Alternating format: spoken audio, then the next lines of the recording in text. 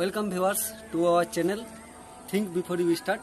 मेरा नाम सीमांत साधु और आज जिस पर्सनालिटी से हम लोग बात करने जा रहे हैं या भेंट करने जा रहे हैं वो इंडियन आयुर्वेद के ऊपर बहुत सारा नॉलेज रखते हैं, बहुत सारा स्टडी भी किया है और जगह जगह पे सेमिनार भी करता है।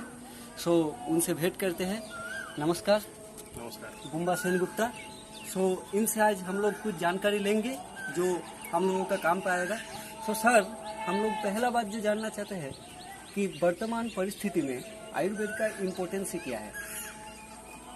देखिए, वर्तमान परिस्थिति में सबसे ज़्यादा इम्पोर्टेंस आयुर्वेद का है कि वर्तमान परिस्थिति में बीमारी बढ़ गया।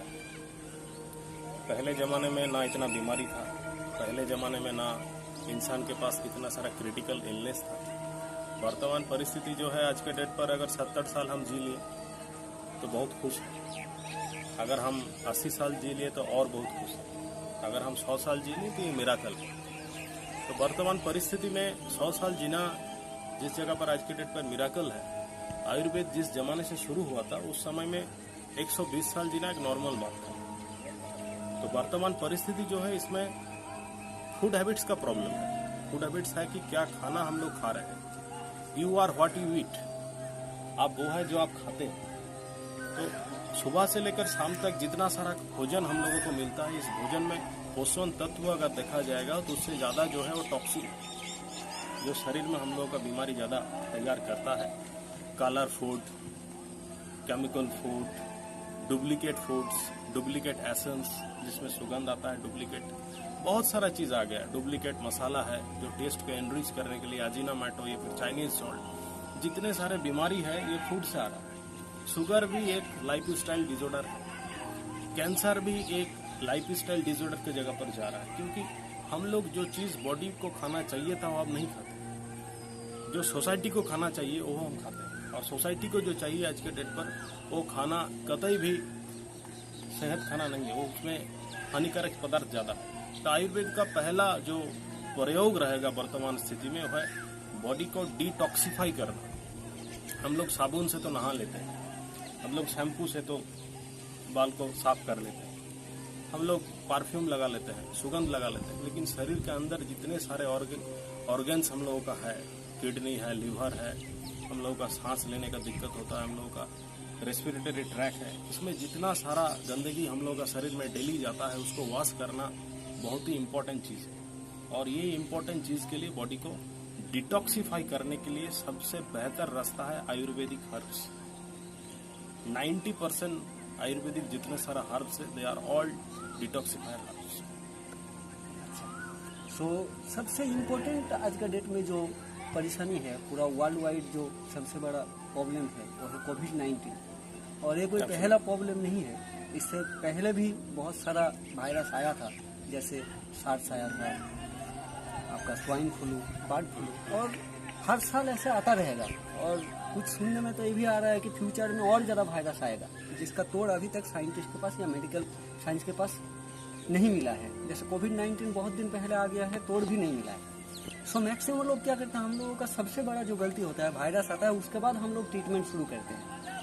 ऐसा कोई आयुर्वेद में उपाय नहीं है कि वायरस तो आएगा ही, वो तो कॉमन फैक्टर है, सबको मालूम है, प्रोटेक्शन ले सके कि ताकि वायरस हम लोगों का बॉडी में अटैक ना कर पाए। जरूर जरूर। देखिए, अभी जो मॉडर्न साइंस है, जो मॉडर्न ट्रीटमेंट्स है, उसमें सबसे ज़्यादा प्रोटेक्शन जो है वो बैक्टीरियल प्रोटेक्शन ज़्यादा है।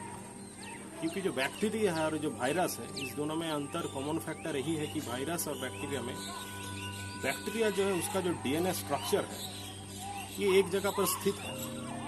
कि इंसान का जो डीएनए है, इंसान का अचानक 10 हाथ नहीं हो जाएगा, इंसान का 2 ही हाथ है, एक डीएनए है। तो बैक्टीरिया को आप इंडिकेट कर सकते हैं कि किस प्रकार का बैक्टीरिया है और इसके लिए बैक्टीरियल इन्फेक्शन हो रहा है, इसके लिए एक एंटीबैक्टीरियल दवा है। जितने सारे एंटीबैक्टीरियल दवा है जिसको हम एंटीबायोटिक्स बोलते हैं। अच्छा। We are too much focused on antibiotics, but sorry to say antibiotic are not applicable for viral problems. Antibiotic हर वक्त बैक्टीरियल के लिए है। तो वायरस जो है, वायरस जो आरएनए स्ट्रक्चर में जो वायरस आज के डेट पर दिखाई दे रहा हम लोगों का, इसका जो कैरेक्टरिस्टिक्स है, इसका जो स्ट्रक्चर है, ये ऑलवेज चेंजिंग। जिसको आप एबोला बोल रहे हो वही कहीं सार्स होके आ गया, जिसको आप सार्स बोल रहे हो कहीं आके कोविड हो गया, कोविड कभी नोवेल कोरोना वायरस हो गया। ये ऑलवेज खुद को किसी न किसी जगह पर अपडेट कर रहा है। ये तो ना मृत है ना ये जीवित है, ये एक ऐसा स्थिति में है जो ना जीवित है ना मृत है। तो इस स्थिति को इंडिकेट करने के लिए बहुत सारा इंडिकेशन सिस्टम्स है कि इस वायरस को आप इंडिकेट कर सकोगे, इसका कैरेक्टरिस्टिक इंडिकेट कर सकोगे। कोविड-19 जो है ये एक वायरस है जो फ्लू का तरह फैल रहा है।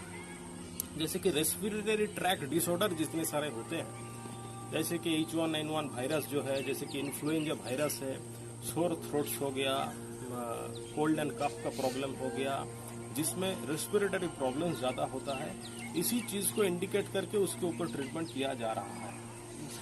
सांस लेने में दिक्कत हो रहा है, जो लोग दमे का शिकायत जिन लोगों में है, those who are COPD patient, chronic obstructive pulmonary disease जिन लोगों में है, जो लोग दमे की शिकायत है जिन लोगों में, जो लोग दोज हु आर एजेड, जो लोग बुजुर्ग हैं, जो बच्चा है जिसका इम्यूनिटी पावर थोड़ा कम है, इन लोगों में संक्रमित होने का संभावना ज़्यादा है। लेकिन उसके लिए बहुत सारा प्रोटेक्शन अभी एलोपैथी में है, बहुत सारा ट्रीटमेंट अभी धीरे धीरे हो रहा है। जैसे कि अभी बहुत सारे जगह पर हम लोग सुन रहे हैं कि एलोपैथी और भी प्रोग्रेसिव ट्रीटमेंट कर रहा है। लेकिन आयुर्वेद का जो क्षेत्र है, आयुर्वेद का जो मूल वक्तव्य है वो है कि जितने सारे वायरस आपके पास है वो आप इंडिकेट कर चुके हैं। इससे बाहर भी बहुत सारा वायरस है, उसको हम इंडिकेट नहीं कर पाए कि हर डेथ के पीछे रीजन क्या है कि हम लोग ज़्यादातर डेथ में इंडिकेट नहीं कर पाते। आप रास्ते में गुजर रहे हो, ट्रेन में जा रहे हो, ट्रेन में चढ़ने के लिए आप हैंडल पकड़े हैं, आप किसी जगह पर पब्लिक टॉयलेट में गए हो, उस जगह का हैंडल आप पकड़े थे, वहाँ से बहुत सारा वायरस, अनजाना वायरस आ सकता है। किसी दूसरे जगह पर पॉल्यूटेड जगह से अनजाना वायरस आ सकता है, लेकिन आप उसको जब तक इंडिकेट नहीं करोगे उसका नाम आप दे नहीं पाओगे कौन सा वायरस है। आयुर्वेद का जो क्षेत्र है, आयुर्वेद बोल रहा है कोई भी वायरस हो, उस वायरस से प्रोटेक्शन करने के लिए जो चीज़ सबसे जरूरी है वो है अपना इम्यूनिटी सिस्टम, अपना जो मिलिट्री फोर्स है, अपना शरीर में जितना सारा प्रोटेक्शन पावर है उसको बढ़ा देना, यही आयुर्वेद का मूल मंत्र है। तो आयुर्वेद का क्या क्या हर्ब्स लेने से इम्यूनिटी पावर बढ़ता है? दो चार ऐसा कॉमन हर्ब्स का नाम बोलिए जो अवेलेबल इजीली हो सकता है इंसान को। जरूर देखिए, आज के डेट पर आयुष मंत्रालय जो है गवर्नमेंट ऑफ इंडिया का, ये तो बहुत ज़्यादा से प्रचार कर रहे हैं कि आयुर्वेदा हर्ब्स आप घर में भी बना सकते हो। We are proud of various ayurvedic companies. Ayurvedic company बहुत सारे हैं जो लोग ऑलरेडी पैकेटिंग आइटम प्रोवाइड कर रहे हैं और दाम भी बहुत ज़्यादा नहीं है। इंडियन प्रोडक्ट जितने सारे हैं, मैं इसी को रेकमेंड करूंगा। जितना सारा लोकल प्रोडक्ट्स और इंडियन प्रोडक्ट्स सबको मिलते हैं, उसमें आयुर्वेद का बहुत सारा तत्व है। फिर भी मैं कुछ कुछ हर्ब्स का नाम लेना चाहूँगा जरूर। जैसे कि आयुर्वेद में सबसे इम्पोर्टेंस दिया गया है वायरल इन्फेक्शन या वायरल फीवर को रोकने के लिए बहुत सारा हर्ब्स है। उसमें से मैं एक बोलना चाहूँगा कि नंबर 4 में अगर रखा जाएगा तो उसमें है आंवला। आंवला बहुत ही इम्पोर्टेंट है। आंवला को अगर देखा जाए, इसमें कार्बोहाइड्रेट है, थोड़ा सा फैट भी है, थोड़ा सा प्रोटीन भी है, लेकिन मात्रा से ज़्यादा इसमें जो चीज़ है वो है विटामिन्स है। जैसे कि हम लोग ज़्यादातर चीज़ जो ऑरेंज होते हैं, इसमें हम लोगों को विटामिन सी मिलता है। आंवला इससे कई गुना ज़्यादा विटामिन सी आंवला एनरिच्ड है, तो विटामिन सी इसमें बहुत ज़रूरी होता है। और ये सिट्रस फ्रूट है आंवला। आंवला में बहुत सारा गुण ऐसा है कि आंवला बॉडी को डिटॉक्सिफाई करता है। आंवला डाइजेस्टिव सिस्टम के लिए बहुत ही बढ़िया है। आयुर्वेद हर वक्त किसी भी बीमारी को अगर ठीक करेगा तो पहले अग्नि का समाधान करेगा। अग्नि जो है वो हम लोग जो जठराग्नि बोलते हैं, जहाँ से हम लोग का एंजाइम्स क्रिएट होता है, जिसमें डाइजेशन होता है। एक पेशेंट को आप सब दवा दे दो, लेकिन उसका डाइजेस्टिव सिस्टम जो है, पाचन शक्ति जो उसका फेल्यूर है, तो उसको कुछ नहीं होगा। तो आंवला इस दोनों में काम करता है। दूसरा है तुलसी, जो बहुत ही जाना पहचाना नाम है। घर में भी हम लोगों का तुलसी होता है, बहुत सारा ऑर्गेनिक तुलसीज है। आप उसको मार्केट से भी ले सकोगे। तुलसी का पाउडर भी आप ले सकते हो, तुलसी का आप जूस भी ले सकते हो। तुलसी में एंटीवायरल कैपेसिटी बहुत ज़्यादा है। तुलसी एमोक्सिसिलिन का तरह कंपेरेबल है, इसमें एंटीवायरल कैपेसिटी है। और इसमें सबसे बड़ा चीज़ है तुलसी एंटीबैक्टीरियल भी है। ये एंटीवायरल भी है, एंटीबैक्टीरियल भी है। और ये gram positive gram negative bacteria भी इनहिबिट करता है। ये बॉडी में इम्यूनिटी सिस्टम को भी बढ़ाता है। उसके साथ साथ ये रेस्पिरेटरी ट्रैक डिसऑर्डर जितना सारा है, ओरल थ्रेश हो गया, सूखा खांसी हो गया, दमे का शिकायत हो गया, तो तुलसी का इस्तेमाल हम लोग कर सकते हैं। इसको काढ़ा बना कर पी सकते हैं, इसका ड्राई फॉर्मेशन ले सकते हैं, इसका कैप्सूल ले सकते हैं, इसको तुलसी का ऑयल ले सकते हैं। बहुत सारा तुलसी के फॉर्मेशन है जिसको हम इस्तेमाल कर सकते हैं। इसको हर्बल टी के साथ चाय में बना के ले सकते हैं। तीसरा हो गया जिसको हम बोलेंगे कि कालमेघ है।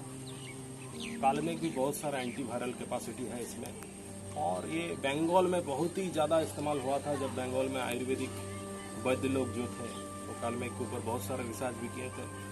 ये बहुत ही लाभदायक है। थोड़ा खाने में थोड़ा दिक्कत होगा, बहुत पीता है, बहुत पीता है। हाँ, तो उसमें प्रॉब्लम है, लेकिन ये बॉडी के लिए बहुत ही पावरफुल चीज़ है। उसके बाद अगर देखिएगा तो बहुत ही टॉप ग्रेडेड हर्ब्स है। उनमें से मैं एक बोलूँगा कि त्रिफला, यानी आमलकी, हरितकी और बहेड़, ये तीनों को मिला के अगर कोई एक साथ काढ़ा बना कर पी सकते हैं तो त्रिफला का कैप्सूल ले सकते हैं या त्रिफला का पाउडर ले सकते हैं। ये आपका बॉडी में जितने सारे टॉक्सिन है उसको डिटॉक्सिफाई करने के लिए हेल्प कर देना है। दूसरा जो त्रिफला में है वो सबसे बड़ा काम करता है कि आपके बॉडी में एक बैलेंस लाता है। आयुर्वेद में 90% चीज़ों के ऊपर, बीमारी के ऊपर जो चीज़ देखा गया है वो है त्रिदोष। त्रिदोष आपका शरीर में अगर होगा तो बहुत सारे बीमारी को आमंत्रण करेगा। अगर बॉडी में आपका त्रिदोष संतुलन रहे तो आपका बॉडी में ना बात ज़्यादा होगा, ना पित्त ज़्यादा होगा, ना कफ ज़्यादा होगा, ना ये बैक्टीरिया ज़्यादा आपका शरीर में आएगा। बैक्टीरिया से लड़ने के लिए बॉडी को स्ट्रांग रखना होगा, बॉडी का इम्यूनिटी सिस्टम रखना होगा स्ट्रांग। तो उसके लिए त्रिफला बहुत ही बढ़िया है। त्रिफला पाचन के लिए बढ़िया है, कफ के लिए है, पित्त के लिए है, और सांस का जो बीमारी है उसके लिए त्रिफला बढ़िया। और भी टॉप ग्रेडेड हर्ब्स है, मैं बोलूँगा तो बहुत सारा हर्ब्स है, लेकिन जो अवेलेबल है मैंने ये सब बोला। बहुत सारा हर्ब्स ऐसे हैं जो बोलेंगे तो अवेलेबल नहीं रहे, और भी बहुत सारा, जैसे चिरता है, ये भी एक हर्ब्स है, ये भी कोई ले सकता है। और सवाल तो सर बहुत सारा है, लेकिन एक और आखिरी सवाल पूछेंगे आपसे। जरूर। ठीक है, व्यूअर्स का डिमांड से। देखिए आज के डेट में बहुत सारा क्रिटिकल इलनेस है, जैसे ब्लड प्रेशर का प्रॉब्लम मैक्सिमम लोगों का है, डायबिटीज़ इंडिया में बहुत तेज़ी से फैल रहा है, हार्ट का प्रॉब्लम, हर 10 बुजुर्ग में से 7 आदमियों का हार्ट प्रॉब्लम होता है। तो इन सब के लिए जब ऐसा प्रॉब्लम होता है तो मैक्सिमम लोग क्या करता है, एलोपैथी ट्रीटमेंट देता है, कि कोई हॉस्पिटल भागता है। मेरा घर में जो होता है तो हम भी भागेंगे, लेकिन इसका तो 2 दिन 4 दिन का इलाज नहीं है, इसका लॉन्ग टर्म इलाज होता है। 5 साल 10 साल 20 साल इलाज करना पड़ता है। सो 5 साल 10 साल दवाई खाने के बाद क्या होता है, बीमारी तो इंस्टेंट जैसा था वैसा रह जाएगा। प्रॉब्लम क्या होता है कि आपका साइड इफेक्ट बहुत ज़्यादा बढ़ जाता है। सो अगर कोई आदमी इसको आयुर्वेद से ट्रीटमेंट करना चाहते हैं, क्या पॉसिबल है इसको आयुर्वेद से ठीक करना? देखिए आयुर्वेद तो ज़्यादा से ज़्यादा हम लोग जो देते हैं प्रिवेंटेशन के लिए देते हैं, और तब तक आप मतलब बीमार नहीं हो जब तक आपका शरीर में वो बीमारी आपको शरीर को अपने कायदे में लाता है, तब तक आप बीमार नहीं हो। शरीर को ठीक करना होगा उस बीमारी आने से पहले, प्रोटेक्शन करना, जैसे कि prevention is better than cure. मतलब शुरुआत से आयुर्वेद अगर कोई पकड़ लेता है, जब बीमारी पकड़ा जाएगा तब से अगर आयुर्वेद शुरू कर देता है तो उसका उतना डैमेज नहीं होगा। और आयुर्वेद में प्रिवेंटेशन के साथ साथ ट्रीटमेंट्स भी है। आयुर्वेद में BMS जो लोग हैं, bachelor of Ayurvedic medicine and surgery, कुछ लोगों का धारणा है कि आयुर्वेद खाली जड़ी बूटी से बनता है, ऐसा कोई बात नहीं है। आयुर्वेद में बहुत सारा मिनरल भी इस्तेमाल होता है। आयुर्वेद में आर्सेनिकम का इस्तेमाल भी है। आयुर्वेद में बहुत सारा चीज़, आयरन का भी इस्तेमाल है। आयुर्वेद में सोना का इस्तेमाल किया गया है। आयुर्वेद में ताम्र का इस्तेमाल किया गया है। आयुर्वेद में पारद का इस्तेमाल किया गया है। They are all rectified process. Ayurveda में रसायन अधिकार है, एक चैप्टर है जिसको केमिस्ट्री बोलते हैं, वो भी एक चैप्टर है जो सिद्ध मेडिसिन होता है आयुर्वेद का। बाकी सारा जितने सारा नॉलेज हम लोगों के पास है कि कुछ पत्ता खा लेने से आयुर्वेदिक होगा, ये these are all natural herbs, जिसमें कोई साइड इफेक्ट नहीं। उसमें भी साइड इफेक्ट मोर और लेस है भी नहीं, इसमें भी साइड इफेक्ट नहीं है। तो जो आपके हाथ के सामने मिले उसको आसानी से आप खा सकते हो। अगर उसका इस्तेमाल आप करोगे at the very beginning stage of diabetic, जो पॉइंट्स आपका डायबिटिक में अगर आप ये सब हर्ब्स का इस्तेमाल करना शुरू करते हैं तो you are not going to take insulin. अगर आप इंसुलिन ले लेते हो तो वो पैसिवो इफेक्ट हो जाता है डिमांड कि इंसुलिन जब तक मैं लूंगा नहीं मेरा डायबिटीज ठीक नहीं होगा। ये नंबर 1 प्रॉब्लम है, पैसिवो इफेक्ट, साइकोलॉजिकल प्रॉब्लम, साइकोलॉजिकल एक नकारात्मक सोच बैठ जाता है कि मैं इंसुलिन डिपेंडेंट हो गया, ये एक सोच है। दूसरा चीज है कि मेडिसिन जब से आप ले लेते हो तो बॉडी मेडिसिन डिपेंडेंट हो जाता है। मेडिसिन जितना सारे हैं वो मेडिसिन का जो मॉलिक्यूल्स है वो बॉडी के साथ उसका रिश्ता ज़्यादा है नहीं, क्योंकि एक मेडिसिन का मॉलिक्यूल्स है वो केमिकलाइजेशन करके बॉडी में घुसा है। लेकिन एक हार्ब, एक पत्ता, बॉडी उसको पहचानता है। आप अगर करेला खाते हो तो बॉडी उसको मेडिसिन के तौर से नहीं देखेगा, बॉडी करेला को देखेगा एक हार्ब्स के तरीके से। तो करेला जितना जल्दी आपका बॉडी अडॉप्ट करेगा, गिलोय आपका बॉडी जितना जल्दी अडॉप्ट करेगा, उतना जल्दी आपका मेटफॉर्मिन अडॉप्ट नहीं करेगा शुगर के हिसाब से, ग्लिमिपराइड अडॉप्ट नहीं करेगा शुगर के हिसाब से। तो वो बॉडी एब्जॉर्बिंग कैपेसिटी बॉडी का भी होता है, जिसको हम लोग बोलते हैं हाफ लाइफ डोज। आधा शरीर में दवाई लगता है, आधा शरीर में दवाई नहीं लगता। तो Ayurveda is the best way for the starting period of disease, जो आप बोल रहे हैं कि जहाँ पर शुगर का शुरुआत होगा, उस जगह पर अगर आप आयुर्वेद का इस्तेमाल शुरू कर देते हो तो चांसेस है कि आप ठीक हो सकते हो। If you are in chronic disease, अगर आपका बीमारी हो गया कार्डियक प्रॉब्लम, अगर आपका शुगर का बीमारी हो गया है, इफ यू आर डायबिटिक, तब भी आप आयुर्वेद का इस्तेमाल कर सकते हो। बहुत सारा उदाहरण मेरे पास है, जो लोग सुस्त हो गए, पूरी सुस्त हो गए, तो उसमें क्या होगा कि आपको एक लाइफ स्टाइल भी रखना होगा, मतलब आयुर्वेद के साथ साथ एक लाइफ स्टाइल, फूड हैबिट्स, थोड़ा बहुत डाइट चेंज करना होगा। अगर आप चेंज करोगे, अगर आप सकारात्मक तरीके से आप डाइट लोगे, तो आप आसानी से उस बीमारी से छुटकारा आपको मिल सकता है। मैं कार्डियो के बारे में एक दो बात बोल दूंगा। डायबिटिक तो है, डाइट के ऊपर चलना होगा। डाइट के ऊपर चलना होगा मतलब ये नहीं कि आपको सब कुछ छोड़ देना होगा। आयुर्वेद के हिसाब से फल, जो फ्रूट्स है, उसमें डायबिटिक नहीं होता, क्योंकि किसी जगह पर हम लोग को नॉलेज है कि फ्रूट्स खाएंगे तो डायबिटिक होगा। इसके बारे में दूसरा वीडियो में बताऊंगा डायबिटिक के बारे में, कि डायबिटिक को कैसे हम लोग छुटकारा मिलेगा डायबिटिक से। कार्डियो के बारे में अगर बताना चाहूँगा तो अर्जुना बोल के एक हर्ब्स है, जिसके बारे में मेरा भी एक वीडियो है। मेरा चैनल में एक वीडियो है, उसको अर्जुना एक पेड़ है जिसमें कार्डियो मेडिसिन बनता है आयुर्वेद में। बहुत पुराने ज़माने से अगर देखा जाएगा तो 2000 साल पुराने ज़माने से भी आयुर्वेद कार्डियो केयर के ऊपर अर्जुना का प्रयोग किया है। तो अर्जुना एक ऐसा पेड़ है जिसका इस्तेमाल करने से आपका कोई भी कोरोनरी आर्टरी डिजीज, कोई भी लिपिड प्रोफाइल का प्रॉब्लम, कोई भी आपका शरीर में अगर एबनॉर्मल पल्स बीट रहेगा, एंजिनियर पेक्टोरिस तक, ये नॉर्मल जगह पर लेके आ जाता है। जब तक आपका सर्जरी का जरूरत नहीं है, तब तक आप अर्जुना खा के उसको ठीक कर सकते हो। सर्जरी के बाद भी, पोस्ट और बिफोर सर्जरी, अर्जुना इस्तेमाल करने के बाद बहुत सारा देखा गया है कि वो बीमारी ठीक हो गया। तो उसके बारे में बाद में बताऊंगा जरूर। ठीक है सर, आज तो काफ़ी टाइम आप दे दिए। नेक्स्ट अगर फिर से टाइम मिले तो एक एक करके और आपसे उम्मीद है कि समय मिलेगा। ठीक है सर, तो थैंक यू। और मेरा व्यूअर्स को कुछ हम बात बोलना चाहते हैं कि देखिए, आयुर्वेद तो आज के डेट में बहुत डेवलप कर रहा है जगह जगह पे, और इसका रिसर्च भी होता है। सर से बातचीत करके जो मालूम पड़ा है, और बहुत सारा इंस्टीट्यूट भी है, और टेस्टिंग भी होता है हर एक जगह पे।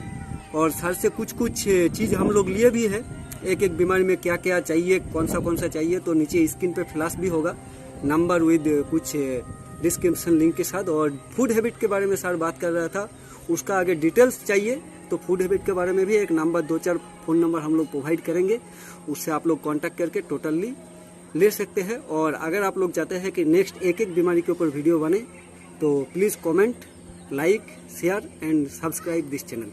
सो okay, thank you, meet you on next video.